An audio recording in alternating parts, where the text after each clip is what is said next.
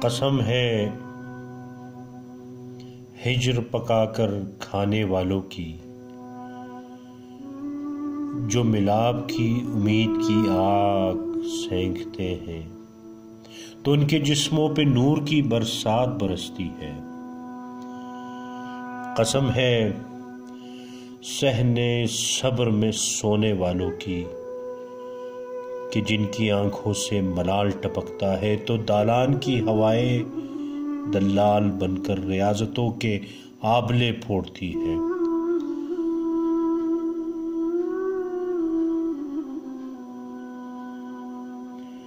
कसम है जमाल से चमकती रातों की, कि जिसकी रोशनी से हिलाल मांद पड़ता है तो सितारे उसे ढांप लेते हैं।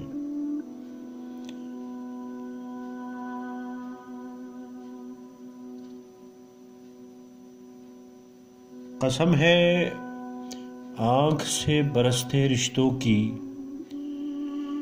कि जिनकी तलाश में उम्रें काई टपकाती है तो बसारत नहीं रहती।